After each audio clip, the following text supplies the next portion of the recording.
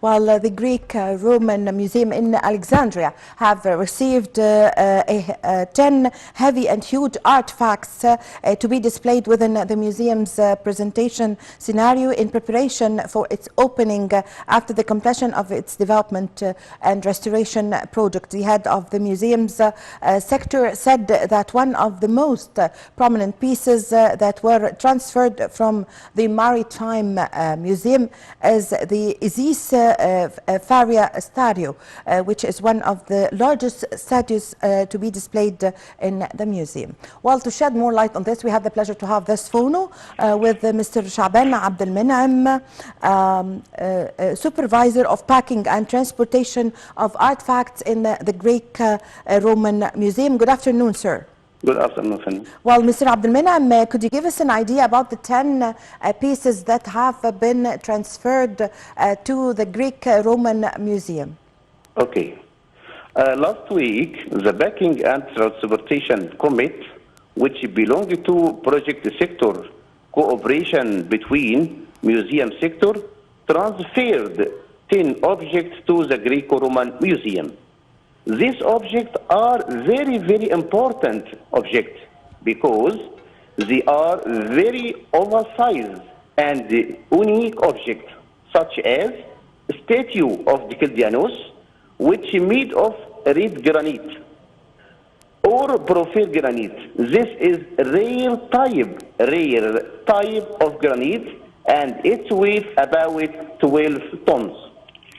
And another object, huge head of Antonius, made of granite also, plus 5 heavy statues made of marble and limestone.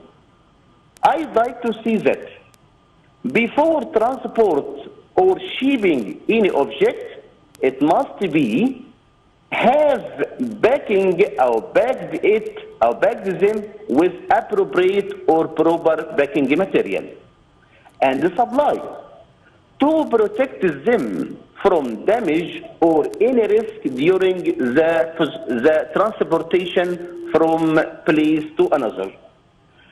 In the fact, we transport 10 objects from different archaeological sites and different storerooms in Alexandria, such as Marina storeroom, Maria storerooms. All these objects which transferred to Greco-Roman last week, very, very important in display inside the museum. Yes, sir. How do you see now the Greek-Roman Museum in Alexandria after the renovation and the restoration work? Yes, I think this museum is closed from long time. Yes.